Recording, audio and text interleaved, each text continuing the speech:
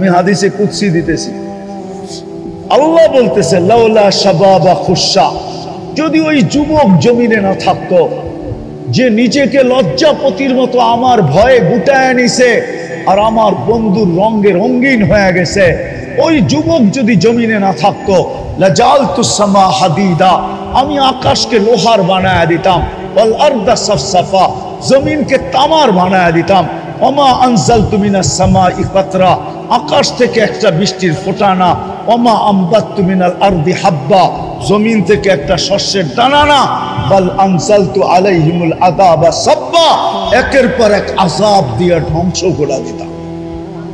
কিন্তু পারি না তো, যুবকগুলার জন্য পারি না। বলো যুবক, তোমার দাম কত? বেলু কত? কার কাছে? আল্লাহর কাছে। পায়ে হাত দিয়া বলি, আজকের থেকে নামাজ ছাড়বো না, আর রসুলের রঙে রঙিন হব। বিশেষ করে আমি এই সংগঠনকে বলবো, তোমরা ৭৫ জন আছো, তোমরাই আগে রঙিন হয়ে দেখাও। তোমরা যদি রঙিন হও, তা আমার বিশ্বাস তোমাদের দেখা দেখি এই এলাকার যুবকরাও তোমাদের রঙে রঙিন হবে।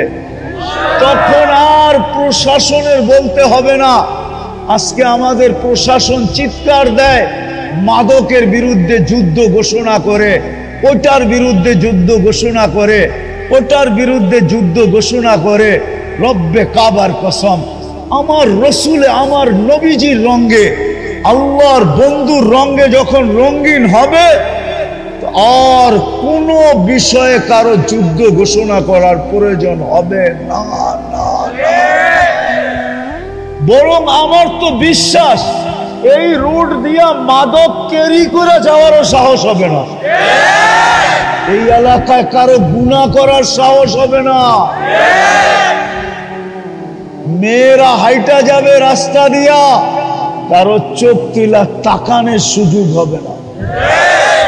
প্রমাণ আছে দুনিয়াতে, প্রমাণ। আপনারা তো দেখেন নাই হাজরা মউত, আপনারা দেখেন নাই ইয়ামানের একটা শহর। মদিনা মুনাওয়ারা যেখান থেকে পড়ায় 1000 কিলোমিটারের সমান, আরো বেশি।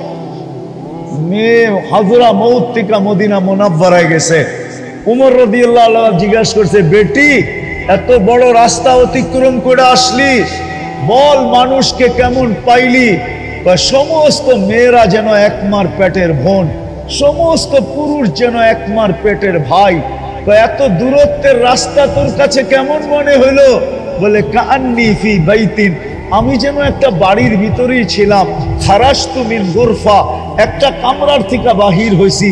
ও দাখালতু ফি গুরফা, মনে হলো আরেকটা কামরার ভিতরে আমি ঢুকলাম। এরকম নিরাপদ আসছে। তোমাদের পায়ে হাত দিয়া বলি আমি, এছাড়া আল্লাহর রহমতটাই না আনা যাবে না। লাশের পরে লাশ পড়বে, লাশের পরে লাশ পড়বে, লাশের পরে লাশ, রক্তের পরে রক্তর বন্যা বয়া যাবে, কিন্তু ফেরেশতা নাইমা আসবে না। ফেরেশতা নাইমা যতক্ষণ পর্যন্ত বন্ধুর রঙে রঙিন না হয়। আল্লাহর একটা হুকুম শুধু আমি বললাম, 5 ওয়াক্ত নামাজি না। তওবা করে 2টা করতে রাজি আজকের থেকে? কেননা কালকে আল্লাহর কাছে যায় চেহারাটা দেখাইতে হবে, সমস্ত নেয়ামতের হিসাব দিতে হবে। কবরে সর্বপ্রথম প্রশ্ন হবে, মা কুনতা তাকুলু ফি হাদার রাজুলি মুহাম্মাদিন।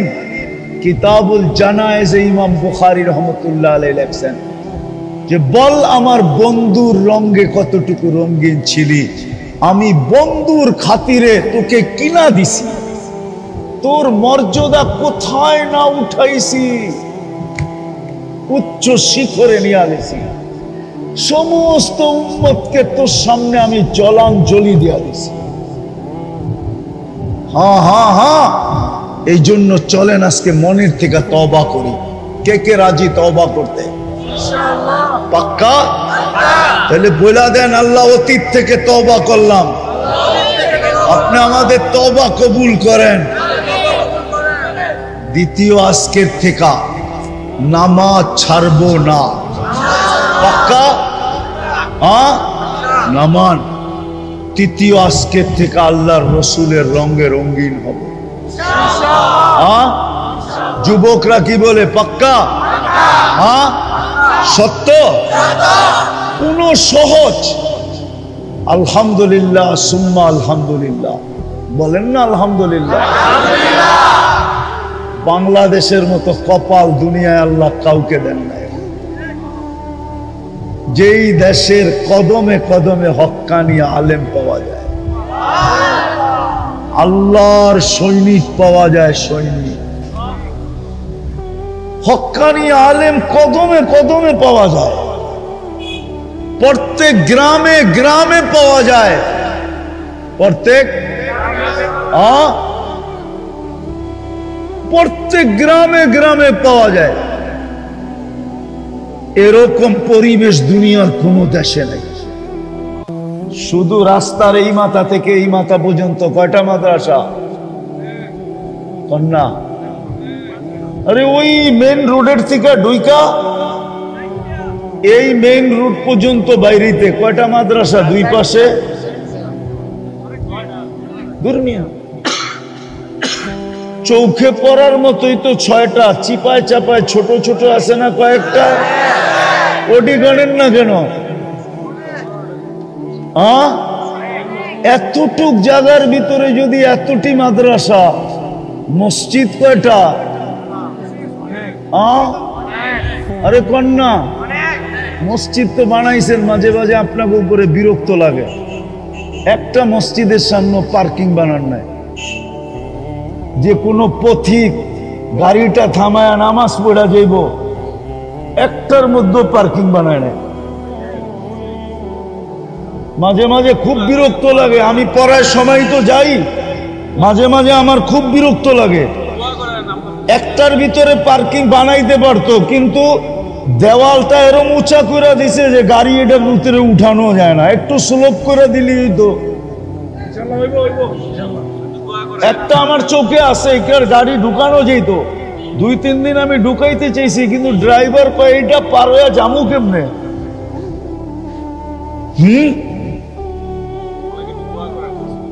রাগ হন না, মনেরটা কয়া দিলাম আর কি। মসজিদ কয়টা? রাস্তার পাশে যখন মসজিদ হয় তো মসজিদের কমিটির উচিত যে ওইখানে পার্কিং সার্কিং এর একটু জায়গা রাখা। হতে পারে কোনো আল্লাহর বান্দা নামাজ পড়বে আর দেখবে মসজিদটা টাইলস ফাইলস নাই, কমিটি ডাইকা করব ঠিকানা দেয়া যাবে, আমি টাইলস পাঠায়া দিব, খালি লাগায়া দিবেন। মসজিদ একটু উল্টা পাল্টা দেখছে তো ডাইকা বলছে কত লাগবে, চুপে চাপে আল্লাহর এরকম বান্দা বহুত আছে না? নাই? নাই? আপনারা তো কাউরে দাঁড়াই দিয়ে দেন না। না, মনে হয় বোঝে নাই। আপনারা তো কাউরে দাঁড়াই দিয়ে দেন না, নামাজই পড়তে দেন না। গাড়ি একটা রাখলে পুরো রোড জাম, ঠিক না? বাকি সবাই দিব গালি, ঠিক না? ও চিন্তা করে গালি খাওয়ারও দরকার নাই, নামাজ দরকার হইলে আরো 20 মিনিট পরে যায় পড়বো। আগে যাই পাঁচ দো না, পরে চিন্তা করবো কোন জায়গায় পড়বো, ঠিক না? রাগ হয়ে গেলেন নাকি আমার কথা? মসজিদের সামনে বানান পার্কিং। বানাবেন?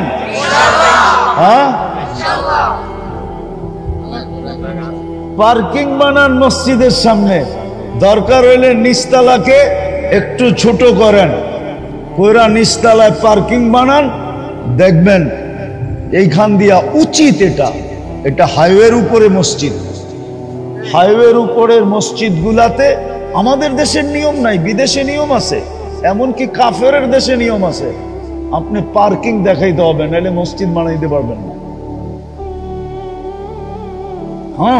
আমি দুনিয়া ঘুরি, আমার কাছে জিজ্ঞেস করেন, পার্কিং দেখাইতে হবে, তারপরে মসজিদ বানাইতে পারবেন, এছাড়া বানাইতে পারবেন না।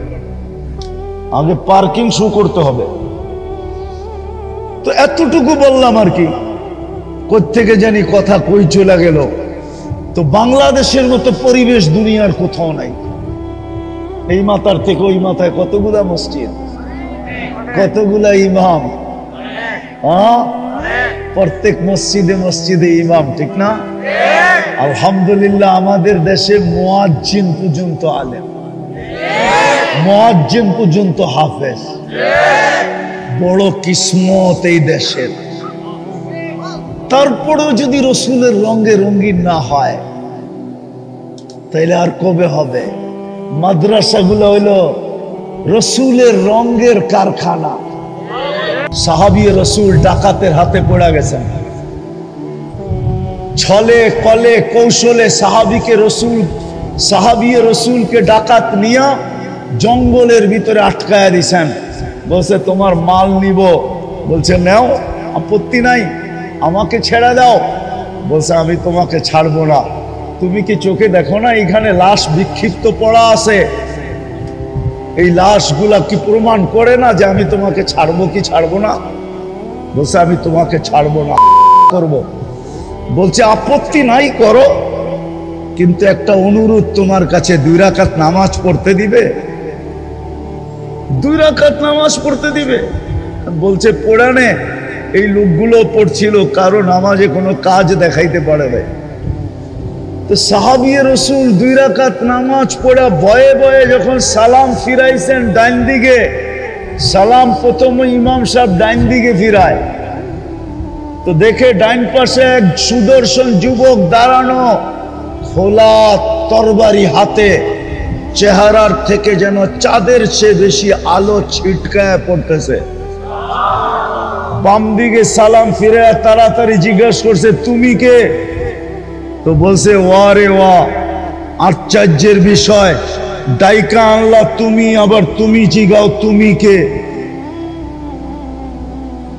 ডাইকা তো তুমি আনলা, আবার তুমি জিজ্ঞাসা করতেছো তুমি কে? বলছে কখন ডাইকা আনলাম? বলে তুমি কি সেজদায় চিৎকার দাও না, ইয়া মুগিস আগিসনি? লম্বা দোয়া, চলেন আপনাদেরকে শুনাই দেই।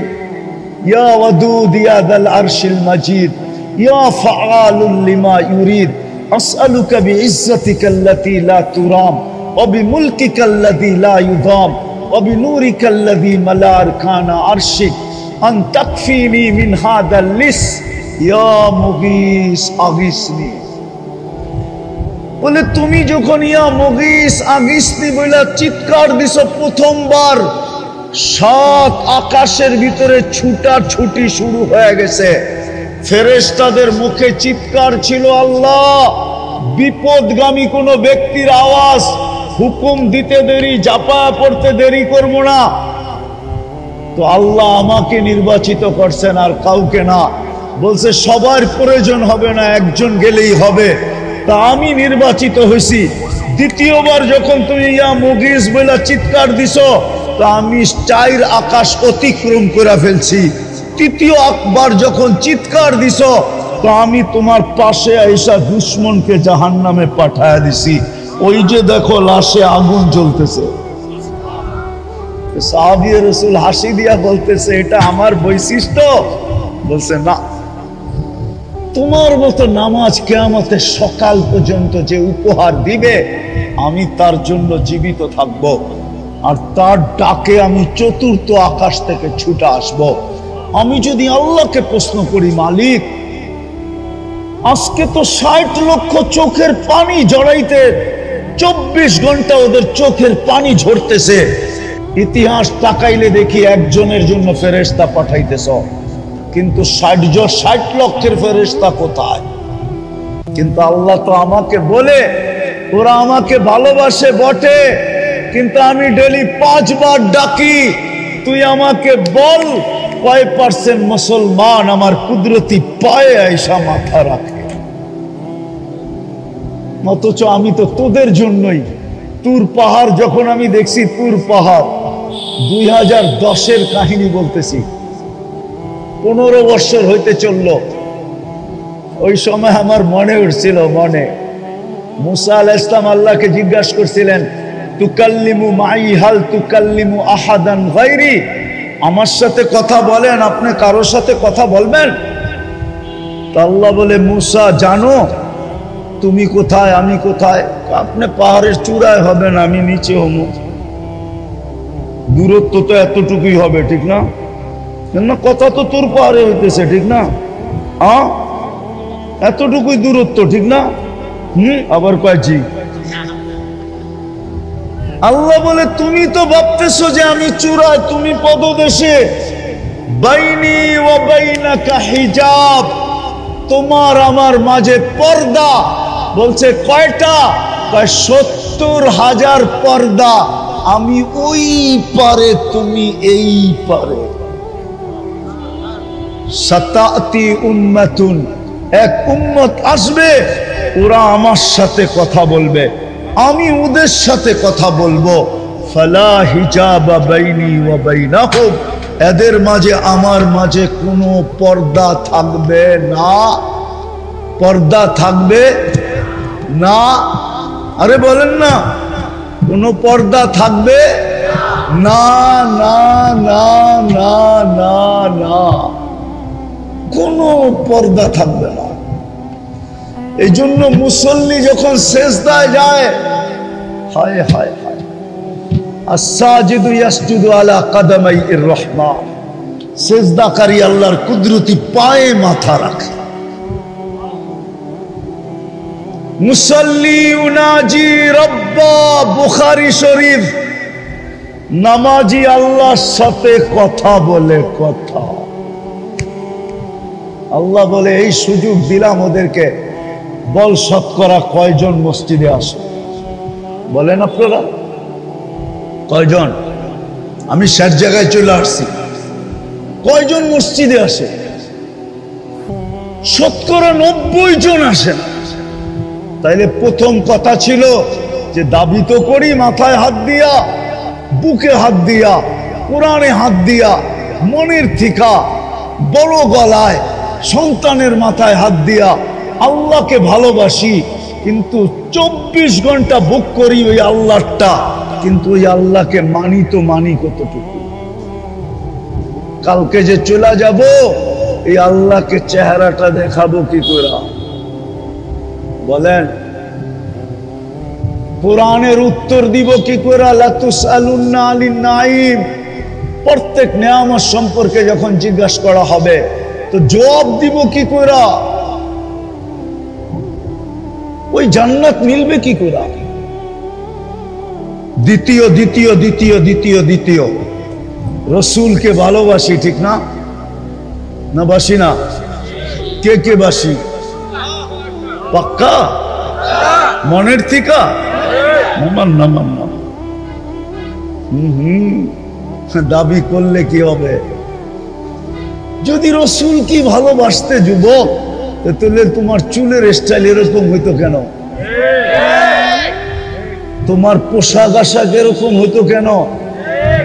আমার সমাজের মা বোন বেপরদা চলতো কেন? মেয়েরা বেপরদায় ঘুরতো কেন? মুসলমান উম্মতে মুহাম্মাদি। একটা কথা শুধু বলে দিতেছি, একটা কথা বলে গুছায় আনতেছি কথা। দাবি তো করি রসুলকে ভালোবাসি, কিন্তু আদর্শে আদর্শবান হইতে রাজি না। আমি বুখারী শরীফ থেকে দেখায় কথাটা শেষ করতেছি। রাত্র 11টা বাজতে চলছে, আর লম্বা করতে চাইতেছি না। ইমাম বুখারী রহমতুল্লাহ আলাইহি লেখছেন, দুনিয়া বলে কবরের প্রশ্ন 3টা। কয়টা? কয়টা? আমিও বলি 3টা, কিন্তু কবরের মৌলিক প্রশ্ন একটা। আসল প্রশ্ন? আসল প্রশ্ন? আসল প্রশ্ন? গুরুত্বপূর্ণ প্রশ্ন? একটার ভিতরেই 3টা। একটার ভিতরেই। ইমাম বুখারী রহমতুল্লাহ আলাইহি লেখছেন, কবরে যাওয়ার পরে সর্বপ্রথম জিজ্ঞাসা করবে, মা কুনতা তাকুলু ফি হাদার রাজুলি মুহাম্মাদিন, বলো যেই নবীর উম্মত বানায়া তোমার কাঁধে আমি 4 স্টার দিছি, 4টা স্টার দিছি তোমার কাঁধে, 4টা স্টার। মেজর জেনারেলের কাঁধে 4টা স্টার থাকে। তোমাকে আমি মেজর জেনারেল বানাইছি, 4 স্টারওয়ালা বানাইছি। প্রথম স্টার কুনতুম খায়রা উম্মাহ, দ্বিতীয় স্টার উখরিজাত লিন্নাস, তোমাকে আমি মানব জাতির কল্যাণের জন্য পাঠাইছি। তৃতীয় স্টার হইল হুয়াজতাবাকুম, তোমাদেরকে কুদরতি হাতে আমি বাছাই করছি। চতুর্থ স্টার হইল শুহাদা আলান নাস, কিয়ামতের দিন আমি তোমাদেরকে আমার পক্ষে রাজ সাক্ষী হিসাবে নির্বাচিত করছি। যেই বন্ধুর উম্মত হওয়ার কারণে তোমাদেরকে আমি এতটুকু মূল্যায়িত করছি, মূল্যায়িত বোঝেন তো, তোমাদের জীবনকে সময়কে এতটুকু মূল্যবান বানাইছি, এক রাত্রই 83 বৎসর। কি মনে হয় ভুল বলতেছি, ঠিক না? কি এক রাত্র 83, আরে 83,000 বললেও কম হবে। কোরআন তো বলছে খায়রুম মিন আলফি শাহর, এই জন্য আমি 83 বলতেছি, খায়ের বাদ দিয়া বলতেছি। আর যদি খায়ের মিলায়া বলি তাহলে 83 লক্ষ বললেও ভুল হবে না, আমি উলামাদেরকে মিলায়া দিতে পারবো। এক রাত্রের বিনিময়ে তোমাদেরকে আমি 83 বৎসরের ইবাদত দিতেছি। বন্ধুর উম্মত হওয়ার কারণে কবরের প্রথম প্রশ্ন, ওই বন্ধুর রঙে কতটুকু রঙিন ছিল। আজকে 90% না 99% আমার সমাজের লোক বিজাতির রঙে রঙিন, ইহুদিদের রঙে রঙিন, খ্রিস্টানের রঙে রঙিন, হায় হায় বিজাতির রঙে রঙিন। সাফারি স্যুট পরা, তারপরে ফাতিহা পড়ে গায়রিল মাগদুবি আলাইহিম ওয়ালাদ-দাল্লিন, আবার জোরে আমিনও বলে। হায় হায়, আল্লাহ বাঁচায়া দিছে, নাইলে ফেরেশতা ওই সময় চটকনা দেওয়া দরকার ছিল যে তুই তো পয়রা রইছত ইহুদিদের লেবাস, আবার তুই বলতেছস কি কইরা যে ওদের হাত থেকে আমাদেরকে বাঁচান। চটকনা যে দেয় না, এটাই শুকরিয়া আদায় করি। উচিত ছিল চটকনা দেওয়া। বলবে ফেরেশতা কই থেকে আইসা দিবে? আরে তোমার সাথে তো আছে 20 জন ফেরেশতা, 24 ঘন্টা আমাদেরকে গার্ড দেয়, গার্ড। দিনে 10 জন, রাত্রে 10 জন। ওই যেডি আমাদেরকে গার্ড দিতেছে ওডি একটা চাট উঠায়া মারা উচিত ছিল। 90 জন, সব বিজাতির রঙে রঙিন। যদি রঙিন না হইতো তাইলে পহেলা বৈশাখ আমার দেশে এরকম হইল কেন? অতীতে এরকম হইতো কেন? যাক, এই বছর তো একটু নতুন রূপ পাইছে, ঠিক না? অতীতে তো দেখা আসছি কি মঙ্গল শুভ, মঙ্গল শুভ যাত্রা, মনে হয় ডিকশনারি পড়েন টরেন না, ঠিক না? শিরক করবে আর তোমাকে আল্লাহ চুমা দিবে, ঠিক না? মঙ্গল শুভ যাত্রা, এই শব্দটাই তো শিরক দিয়া বড়া। একটু আগে না হুজুরে ওয়াজ করতেছিল, এটা তো শিরক দিয়া ভরা। কি দিয়া ভরা? 100% শিরক। এখনো যে পালতেছে, শুকরিয়া আদায় করেন। আমাদের কারণে, বন্ধুর কারণে পালতেছে। বন্ধু একদিন কানতে কানতে বইলা ফেলছে, কোরআন উঠাইলেই তো দেখি, অতীতের কাহিনীগুলা দেখলেই তো দেখি সমস্ত উম্মতকে আপনি সমূলে সাইজ করে দিছেন, ধ্বংস করে দিছেন। আমার উম্মতকেও কি সমূলে ধ্বংস করবেন? আর এই কথাটা জিজ্ঞাসা করছে চোখে পানি নিয়া, কানতে কানতে জিজ্ঞাসা করছে। আল্লাহর রহমতে জোশ চলে আসছে, বলছে বন্ধু আপনার উম্মতকে আমি সমূলে ধ্বংস করব করব করব করব না। আর করব তো করব কি কইরা? আপনি তো ওদের মাঝেই থাকবেন। আমাদের নবীজি কাদের মাঝে আছে? কোথায়? মদিনা, মদিনা মুনাব্বারা আছেন না নাই? নাইলে জান কি লেগা আছে না নাই? আমাদের মাঝে না? না আমাদের মাঝে না, মুসলমানদের মাঝে আছেন তো। কোথায়? রওজায়ে আতহারে জিন্দা। কি? হায়াতুন নবী, হায়াতুন জিন্দা। রওজায়ে আতহারে জিন্দা আছেন কই? আমাদের মাঝে। কোথায়? মদিনা মুনাব্বারা। আপনি ওদের মাঝে থাকবেন, সমূলে ধ্বংস করব তো করব কি করে? এই জন্য বেঁচে গেছি, নাহলে দাবি তো করি মোহাব্বত করি, কিন্তু রং সব বিজাতির। যুবক, তোমাদের অনুষ্ঠান হিসাবে তোমাদের পায়ে হাত দিয়ে বলবো, আমার বিশ্বাস তোমরা যদি রঙিন হয়ে যাও, আমি একটা প্রমাণ দিয়ে বলবো, অতীত 16 বছর আমরা দেখছি কেউ স্বপ্নেও ভাবতে পারে না যে নামাবে।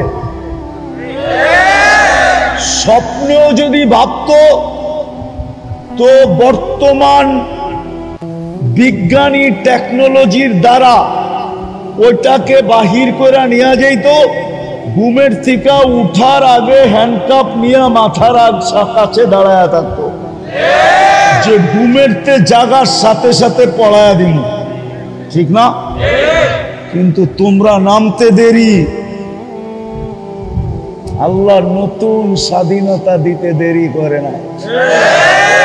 এইটাই আমার বিশ্বাস বাড়ায় দিছে যে তোমরা যদি রসুলের রঙে রঙিন হও, তাহলে আমার জাতি আল্লাহর রসুলের রঙে রঙিন হইতে বাধ্য।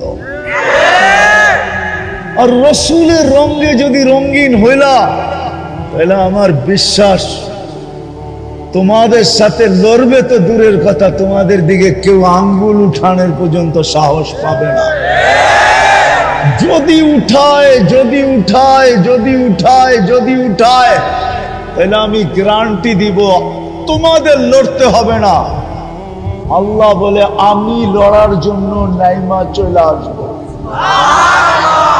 ফেরেশতা তো আসবে, আসবে, আমিও আসবো, আমিও আমিও আমিও আসবো।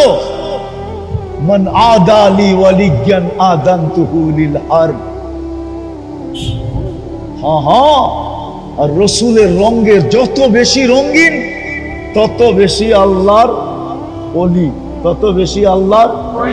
আর যুবক ওলি তো অন্যরকম, বুড়া ওলি অন্যরকম, যুবক ওলি, যুবক ওলি, বুড়া ওলি, বুড়া ওলির চেয়েও কয়েকশো গুণ বেশি উপরে হইল যুবক ওলি।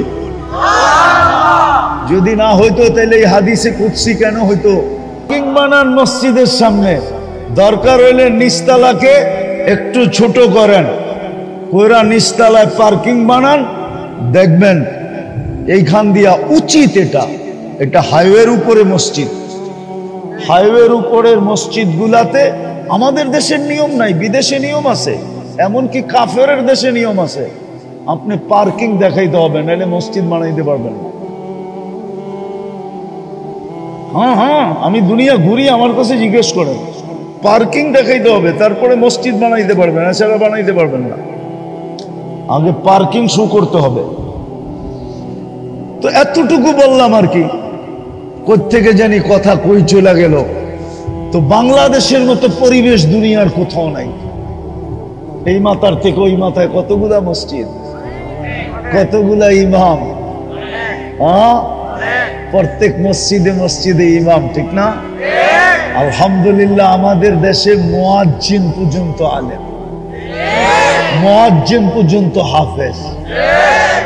বড় কিসমত এই দেশের। তারপরেও যদি রসুলের রঙে রঙিন না হয়, তাইলে আর কবে হবে? মাদ্রাসাগুলো হইল রসুলের রঙের কারখানা, ইমাম সাবরা হইল, ওলামারা হইল সেলসম্যান। এরা বিক্রি করে, এদের কাছে আছে রসুলের রং। যুবক, তোমাদের পায়ে হাত দিয়া বলি, এদের কাছ থেকে শিখো, নাইলে আমাদের দেশের উপরে আল্লাহ নারাজ না হয়ে যায়। আল্লাহদের তো একটা করিডোর আছে, ইচ্ছা করলে দেওয়াল ভাঙ্গা হইলো ঢুকতে পারবে।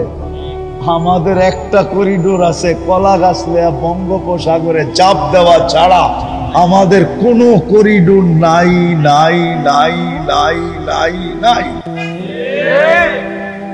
এই জন্য পায়ে হাত দিয়া বলি, ইনশাআল্লাহ শিখবো। আমি চান্দা করব না, আমি আপনাদেরকে বলবো যারা এখানে উপস্থিত হয়েছি, এই সংগঠনের যে ছেলেরা আছে এরা স্বেচ্ছায় রক্তদান করে। এরা যদিও আপনাদের কাছে কখনো বলে না, কিছু বলে না, চান্দা করে না, কিন্তু আমি আপনাদের পায়ে হাত দিয়া বলবো, আপনারা নিজের পক্ষ থেকে এই যুবক দুলাকে উৎসাহিত করেন, আরো আগে বাড়ার তো জন্য বলেন এদেরকে, যেন এরা আরো ধর্মীয় সেবামূলক কাজ করতে পারে। আপনারা যদি এদেরকে উৎসাহিত না করেন, এদের বিরুদ্ধে যদি আঙ্গুল উঠান, এদেরকে যদি আপনারা কি বলে খারাপ চোখে দেখেন, হইতে পারে এই ছেলেগুলো একদিন বসা যাবে আর স্রোতের সাথে বসা যাবে। লাভ আপনার কি হবে বলে? আর এরা যদি সেবামূলক দিনের কাজ আপনাদের উৎসাহ পায়া, উদ্দীপনা পায়া, আপনাদের দুটা ভালো কথা পায়া, আপনাদের সহযোগিতা পায়া, যদি এই ছেলেরা আরো উদ্বুদ্ধ হয়া সমাজের ভিতরে ভালো কাজ আরো করতে থাকে, তাইলে সমাজ ভালো হবে না খারাপ হবে? এই ছেলেগুলা ভালো পথে থাকবে না খারাপ পথে যাবে? যদি খারাপ ভালো পথে থাকে তাইলে আপনার ক্ষতি হবে, বরং এলাকার জন্য ভালো হবে। এই জন্য আপনাদের কাছে আমার দরখাস্ত, হাত জোর দরখাস্ত, আপনারা এদেরকে উৎসাহিত করেন, এদের প্রশংসা করেন, এদেরকে ওয়াহ ওয়াহ বলেন, এদেরকে সাবাস সাবাস বলেন, এদেরকে আরো আগে বাড়ান, যেন এরা আরো করতে পারে। আমি দুই একটা এদেরকে বলছি, আমি আসছি মাগরিবের পরে, এতক্ষণ আমি এদের সাথে বসা ছিলাম, যেই কজনকে পাইছি এদেরকে আমি কয়েকটা দিক নির্দেশনা দিছি। মাশাআল্লাহ, এরাও রাজি হয়েছে। আমি চাই এরা আরো দিনের লাইনে সেবামূলক কাজে, ইসলামিক কাজে পুরা বাংলাদেশের ভিতরে একটা মডেল হয়ে দাঁড়ায়। আর আমরা যদি এদেরকে সাহস দেই, তাইলে এই ইউনিয়নটা হয়তো না চিনতে পারে দুনিয়ার কেউ, ইউনিয়নটা চিনবে না, কিন্তু এই সংস্থাটাকে চিনবে। এই সংস্থাটাকে, যেরকম দুনিয়ার বহু দেশ আছে বাংলাদেশ চিনে না, কিন্তু টঙ্গী চিনে। কি চিনে? কেন? কি? বিশ্ব ইজতেমা। টঙ্গী চিনে, বাংলাদেশ চিনে না, টঙ্গী চিনে। বাংলাদেশ চিনে না, টঙ্গী চিনে। এরকমও একদিন এই ইউনিয়নটা চিনবে না, গ্রামটা চিনবে না, কিন্তু এই সংস্থাটা চিনবে, এদের যুবকদেরকে চিনবে। আপনারা এদেরকে উৎসাহিত করবেন? সত্য? কে কে করবেন দেখি। আমি চান্দা করব না, কিন্তু আমি শুধু উৎসাহিত করা চাইতেছি না আমার। এদেরকে আপনারা বাহবা বলেন, উৎসাহিত করেন। আল্লাহ আপনাদেরকে আমল করার তৌফিক দান করেন। ওমা আলাইনা ইল্লাল বালাগ। দোয়া। আল্লাহুম্মা লাকাল হামদ কামা ইয়ানবাগি লিজালালি ওয়াজহিক ওয়া আযীমি সুলতানিক। আল্লাহ, বলার পর্ব ছিল শেষ, শোনার পর্ব ছিল শেষ, ভিক্ষার পর্ব চলতেছে। আমার মাথার উপরে ছামিয়ানা থাকলে কি হবে? শ্রোতাদের মাথার উপরে ছামিয়ানা নাই মালিক, শ্রোতাদের মাথার উপরে নাই। আপনি এখন প্রথম আকাশে ডাকতেছেন, কে কি চায়? সবাইকে দেওয়ার জন্য, কে মাপ চায় মাফ করার জন্য। আমরা আগেই তওবা করে নিছি, বেশি কিছু চাবো না মালিক। আমাদের এই আয়োজনটাকে কবুল করেন, যুবকদের আয়োজনটাকে কবুল করেন, এই সংস্থাটাকে কবুল করেন, এর যুবককে কবুল করেন, এই এলাকার প্রত্যেকটা মানুষকে কবুল করেন, নারী পুরুষকে কবুল করেন, ছোট বড়কে কবুল করেন, আমাদের তওবা কবুল করেন, আমাদের অঙ্গীকার কবুল করেন। আমরা জানি কবুলিয়ত হইলে আপনি সাজায় দিবেন। কবুল যখন হইয়াই যায় তো ছেলেওয়ালাও মেয়ে সাজানোর জন্য লাগেজ পাঠায়, আর মেয়েওয়ালারও ছেলে সাজানোর জন্য লাগেজ পাঠায় দেয়। আমাদেরও বিশ্বাস মালিক কবুল হইতে দেরি আপনার কাছে, আপনি আমাদেরকে সাজাইতে দেরি করবেন না। বিদায় কবুলিয়াত চাই, যার যে পেরেশানি আছে দূর করে দেন, প্রয়োজন আছে মিটায়া দেন, অসুস্থ আছে শেফায়ে কামেলা আজেলা দায়েমা মুস্তামিররা নসিব করেন। জটিল রোগে যারা আক্রান্ত, হার্ট হোক, কিডনি হোক, লিভার হোক, ব্রেন স্ট্রোক হোক, ডায়াবেটিস হোক, ক্যান্সার হোক, ব্যয়বহুল রোগ হোক, দুরারোগ্য রোগ হোক, কোনো গোপন রোগে যদি কেউ আক্রান্ত হয়ে থাকে, কারো কাছে বলতে পারতেছে না, কুদরত দ্বারা শেফায়ে কামেলা আজেলা দায়েমা মুস্তামিররা নসিব। এই মাটির নিচে, এই এলাকার মাটির নিচে, মাধবদীর মাটির নিচে, লাল সবুজের মাটির নিচে যারা শায়িত আছে সবাইকে মাফ করা দেন। শ্রোতাদের আত্মীয় স্বজন যে যেখানেই ঘুমায় থাকুক মাফ করা দেন। বিশেষ করে মা বাবাকে মাফ করা দেন। আমাদের দেশটাকে হেফাজত করেন আল্লাহ, শকুনের চোখ থেকে হেফাজত করেন, শকুনের থাবা থেকে হেফাজত করেন। যা চাইলাম তাও দেন, যা চাইতে পারলাম না তাও দেন। আয় আল্লাহ, এই সংস্থাকে আপনি কবুল করেন। আয় আল্লাহ, এদেরকে আরো আগে বাড়ার তৌফিক নসিব করেন। আপনার হাবিবের রঙে এদেরকে রঙিন করে দেন, এদেরকে মডেল বানায় দেন। আয় আল্লাহ, এদের কোনো প্রয়োজন থাকলে খাজানায় গায়েব থেকে পুরা করে দেন। ওয়া সাল্লাল্লাহু তাআলা আলা খায়রি খালকিহি মুহাম্মাদি ওয়া আলিহি ওয়া আসহাবি আজমাইন বিরহমাতিকা ইয়া আরহামার রাহিমিন।